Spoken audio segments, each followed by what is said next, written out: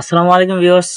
আশা করি ভালো আছেন। তো এই ভিডিওতে আমি আপনাদের সাথে কমপ্লিটলি সিএসএস এর আউটলাইন নিয়ে ধারণা দেওয়ার ট্রাই করব। সিএসএস এর আউটলাইন কি বা আউটলাইন কিভাবে কাজ করে বা এই জিনিসটা বা কোথায় থাকে। জাস্ট একটা এক্সাম্পলের মাধ্যমে দেখাচ্ছি যে গত ভিডিওতে আমি আপনাদের সাথে কথা বলছি যে সিএসএস প্যাডিং কি, মার্জিন কি, বর্ডার কি। সো এটা সাধারণত আপনার কাজ করে কি বর্ডারের আউটলাইন মানে বর্ডারের সাইডে দিয়ে এই জিনিসটা আপনার কাজ করে দেখতে পাচ্ছেন। এটা হচ্ছে পেডিং, যে একটা কন্টেন্টের সাইডে যে গ্যাপগুলো থাকে এটা হচ্ছে পেডিং, তার সাইডে থাকে বর্ডার্স এন্ড বর্ডারের উপরের দিকে যে জিনিসটা থাকে এটা আউটলাইন, এটাকে বলা হয় আউটলাইন। সো মূলত আপনি যদি সিএসএস বর্ডার সম্পর্কে ভালো ধারণা জানেন যে সিএসএস বর্ডার কি, জাস্ট আমি গত ভিডিওতে বলেছি যে সিএসএস বর্ডার কি বা কিভাবে বর্ডারগুলো কাজ করে, বর্ডারের কোন কোন প্রপার্টি আছে। সো এই প্রপার্টিগুলো ইউজ করে আপনি আপনার বর্ডারগুলো সুন্দর করে কাজ করতে পারবেন। ঠিক সেম জিনিসটাই আপনি যদি বর্ডার ভালো করে বুঝতে পারেন, আপনি সিএসএস এর আউটলাইন জিনিসটাও ভালো করে বুঝতে পারবেন। জাস্ট এখানে সিএসএস কিছু আউটলাইন দেওয়া আছে। So CSS outline style, outline width, outline colour, and then outline shorten, outline offset কি বা কিভাবে আপনি সিএসএস এর মাধ্যমে আউটলাইনগুলো কাজ করবেন।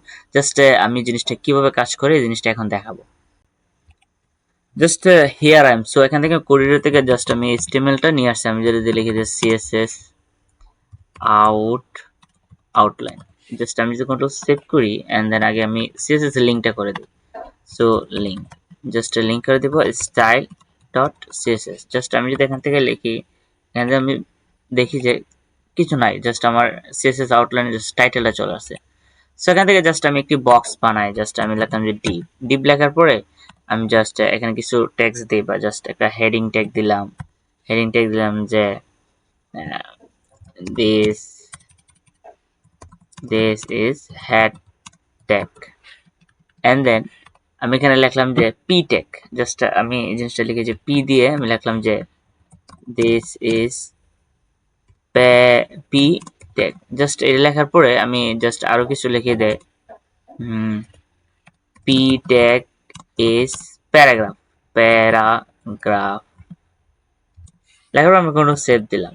চাইলে আর একটা বাটনও নিয়ে জাস্ট একটি এতটুকুই থাকে। এখান থেকে আমি জাস্ট রিলোড দিলে এখানে কিছু টেক্সট চলে আসে। সো প্রথমত আমি এই জিনিসটাকে ডিপটাকে কাজ করি, জাস্ট ডিপটাকে জাস্ট নির্দিষ্ট একটি হাইড এন্ড উইথ দেই। জাস্ট লিখি যে height width, just height and width আমি পূর্বে ক্লাসগুলোতে দেখেছি হাইড কি, জাস্ট আমি দিলাম যে 400 পিক্সেল এন্ড উইথ দিলাম জাস্ট 450 পিক্সেল। সো আপনি অলওয়েজ ট্রাই করবেন হাইট থেকে উইথ একটু বেশি দেওয়ার জন্য। জাস্ট এই জিনিসটা বক্স বলে এন্ড দেন ব্যাকগ্রাউন্ড কালারটা আপনি দিতে পারেন। জাস্ট আমি যদি লিখি যে ইয়েলো, ইয়েলো লিখলাম এন্ড দেন কালারটা আমি যদি কন্ট্রোল সেভ করি দেখবেন একটা বক্স চলে আসছে। দেখতে পাচ্ছেন এটা অনেক সুন্দর একটা বক্স ক্রিয়েট হয়ে গেছে। সো এখানে কিন্তু বক্স ক্রিয়েট হয়ে গেছে। আমি যদি এটার পেডিংটা দিয়ে দিই, পেডিংটা দিয়ে দিলাম জাস্ট 40 পিক্সেল এন্ড মার্জিনটা দিয়ে দিলাম, মার্জিনটা দিয়ে দিলাম জাস্ট 40 পিক্সেল। সেটা তুমি কন্ট্রোল সেভ করে আমি কিন্তু এখনো আউটলাইনে কাজ করি নাই। জাস্ট দেখতে পাচ্ছেন এখানে কিন্তু আমি জাস্ট রিলোড দিলে জাস্ট এই জিনিসটি ক্রিয়েট হয়ে গেছে, কিন্তু আমার ট্যাক্স গুলো কিন্তু কালো। জাস্ট আপনি জাস্ট এতটুকু দেখেন একটা বক্স ক্রিয়েট করেছি। তো এখান থেকে যদি আমি একটা জিনিস লিখেছি বর্ডার লিখি, যেহেতু বর্ডার জিনিসটা কি বুঝতে পারবেন যে বর্ডার লিখে আমি যদি লিখি যে 5 পিক্সেল সলিড রেড লেখার পরে আপনি ডার্ক রেড দিতে পারেন। Just dark red control save করলাম, করার পর আপনি দেখেন রিলোড দিয়ে দেখতে পাচ্ছেন আমার একটি 5 পিক্সেলের বর্ডারটা ক্রিয়েট হয়ে গেছে। আপনি চাইলে বর্ডার জিনিসটা আরো ছোট করে দিতে পারেন। আমি জাস্ট এটা 300 350 and yellow and darkness, just control save দেওয়া, তারপরে জিনিসটার বক্সটা একটু ছোট করে নিয়েছি। দেখতে পাচ্ছেন এটা কিন্তু 5 পিক্সেলের একটি বর্ডার ক্রিয়েট হয়েছে, কিন্তু আউটলাইনটা কোথায় কাজ করে?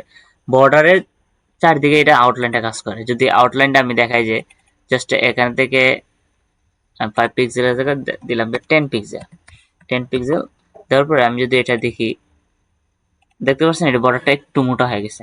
এখন কথা হচ্ছে আউটলাইনটা কিভাবে কাজ করে। সর্বপ্রথম যে আউটলাইনের কাজটা এটা হচ্ছে আউটলাইন স্টাইল, আউটলাইন বর্ডারের মধ্যে outline, outline line style, outline style. আপনি বর্ডারের মধ্যে যে বিভিন্ন ধরনের বর্ডার স্টাইলের কাজগুলো দেখতে পাচ্ছেন, যে বর্ডার স্টাইল আছে ডটেড, সলিড, তারপরে ড্যাশেস, গ্রুপ, রিড। আপনি যদি এখান থেকে আউটলাইনটা দেন যে ডটেড ডটেড ডটের যদি আউটলাইন স্টাইলটা আপনি কি হবে দেখেন, আউটলাইন স্টাইলটা এখানে চলে আসছে, দেখতে পাচ্ছেন হালকা। এখানে যদি আমি বড় করি দেখতে পাচ্ছেন হালকা, কিন্তু আমি কিন্তু এখানে আউটলাইনে দেখতে পাচ্ছেন আউটলাইন, আপনি এটা হলো এক ধরনের আউটলাইন।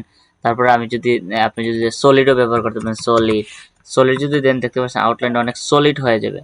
দেখতে পাচ্ছেন আউটলাইনটা কিন্তু আছে, কিন্তু এখানে দেখা যাচ্ছে না।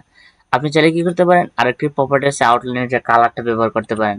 আপনি আউটলাইনের কালার দেখতে পারেন, কালার আউটলাইন আউটলাইনের কালার যদি দেন, কালার দিতে পারেন জাস্ট অরেঞ্জ দিতে পারেন। অরেঞ্জ দিয়ে কন্ট্রোল সেভ করলেন, দেওয়ার পরে আপনি জাস্ট আউটলাইনে যে কালার দেওয়া আছে দেখতে পাচ্ছেন, অরেঞ্জ একটা আউটলাইন কালার দেওয়া আছে। এখানে অনেক ছোট, আমি জাস্ট অনেক বড় করে নিই, দেখতে পাচ্ছেন আমি যদি ছোট করে নিই 200 থেকে আরো ছোট করে নিই, আউটলাইনে একটি কালার অরেঞ্জ কালার দেওয়া আছে। আপনি চাইলে অরেঞ্জ কালারটাকে আপনি রেড করে দিতে পারেন, যদি আর এটি রেড করে দেন তাহলে আরো জিনিসটা ফোকাস করবে। যেহেতু রেড করে দিতেছি, জাস্ট আমার ওই কালার অনুযায়ী রেডের কালারটা বোঝা যাচ্ছে না। আমি যদি বর্ডার কালারটা আমি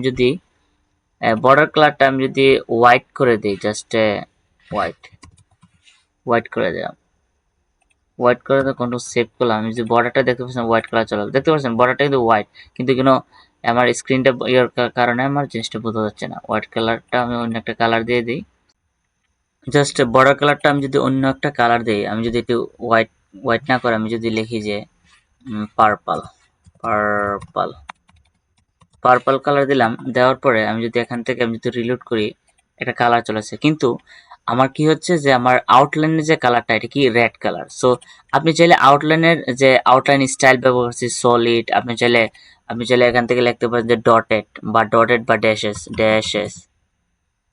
ড্যাশেস ইউজ করে আপনি জাস্ট রেড কালার থেকে আপনি জাস্ট আরেকটা প্রপার্টি ইউজ করতে পারেন যে আউটলাইন উইথ। এটা কতটুকু মোটা হবে, জাস্ট আউটলাইন যদি উইথ ব্যবহার করেন, আউটলাইন উইথ ব্যবহার করে আপনি যদি আবার এটাও দেন যে 10 পিক্সেল যদি লেখেন, কন্ট্রোল সেভ করেন, দেখবেন আপনি বর্ডারের পাশে কি হচ্ছে, আউটলাইনে কি হচ্ছে দেখতে পাচ্ছেন। মানে এটা হচ্ছে দেখেন পার্পল কালারটা হচ্ছে কি আপনার বর্ডার, এন্ড বর্ডারের যে চারদিকে দেখাতেছে এটা হচ্ছে আউটলাইন, দেখতে পাচ্ছেন আউটলাইন এটা 5 পিক্সেল মোটা হয়ে গেছে, এটার কালারটা রেড হয়ে গেছে, এন্ড দেন এটা ডট ড্যাশেস কালার চলে আসছে। সেটা আরেকটা প্রপার্টি হচ্ছে ঠিক সেম বর্ডারের মতো আপনি আউটলাইনের একটি শর্ট এন্ড প্রপার্টি আছে, জাস্ট আপনি যদি এটা কমেন্ট করে দেন, আপনি অনলি বড় আউটলাইন লেখেন, যে আউটলাইন লেখার পরে আপনি দিতে পারেন যে 10 পিক্সেল, জাস্ট 10 পিক্সেল আপনি ডটেড ড্যাশেস ড্যাশেস রেড দেওয়ার পর আপনি যে আউটলাইনের যে তিনটা property, outline style, outline colour, outline with, আপনি জাস্ট তিনটা প্রপার্টিকে একটাতে নিয়ে আসছেন।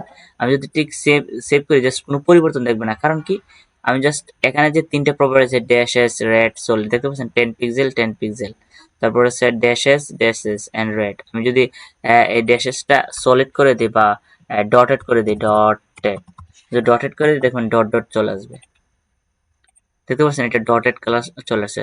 সো আউটলাইনটা দেওয়ার কারণে আপনার যে বাটন বা টেক্সটের যে ইফেক্ট অনেক সুন্দর লাগে, জাস্ট এই জিনিসটা ক্রিয়েট করা থাকে। এখন কথা বলবো আউটলাইনের অফসেট, যেহেতু এতক্ষণ আমরা আউটলাইনের style with colour and shorthand property নিয়ে কাজ করেছি, এখন কথা হচ্ছে outline offset. So outline offset কিভাবে কাজ করে এই জিনিসটা এখন দেখাবো। সো আমরা এখানে চলে আসছি, আউটলাইনের কাজগুলো দেখলাম। সো আউটলাইনের অফসেটটা হচ্ছে কি আপনার যে বর্ডার থেকে যে আউটলাইনটা এটা কতটুকু দূরত্ব কাজ করবে। আমি যদি এখানে লিখেন যে আউটলাইন অফসেট দেখতে পাচ্ছেন এখানে আউটলাইনের যা আছে কালার স্টাইল উইথ, এখানে অফসেট আছে। যদি আমি লেখেন যে 20 পিক্সেল, দেখবেন এটা কি হচ্ছে, এটা জাস্ট একটু ওয়েট এন্ড ওয়াচ। রিলোড দেখতে পাচ্ছেন মানে 20 পিক্সেল আপনার বর্ডার থেকে আউটলাইনটা দূরত্ব চলে গেছে, দেখতে পাচ্ছেন আপনার 20 পিক্সেল চলে গেছে, দূরত্ব চলে গেছে। তো আপনি চাইলে এই আউটলাইন অফসেটটা জাস্ট আরো যদি আমি যদি 10 পিক্সেল দিই, দেখতে পাচ্ছেন অনেক সুন্দর দেখাবে, দেখতে পাচ্ছেন এই জিনিসটা আপনার 20 পিক্সেল বা 10 পিক্সেল দূরে চলে গেছে।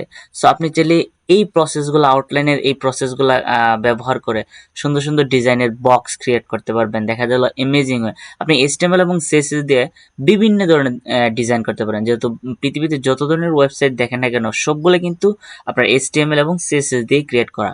কিন্তু অনেকে আপনি বলতে পারেন যে বিভিন্ন ধরনের CMS আছে ক্রিয়েট করা, কিন্তু মেইনলি কিন্তু আপনার যে ওই CMSটাই ক্রিয়েট করা হয়েছে কিন্তু HTML CSS। আপনি প্রোগ্রামিং বা কোডিং ছাড়া কোনো ধরনের ওয়েবসাইট আপনি ক্রিয়েট করতে পারবেন না।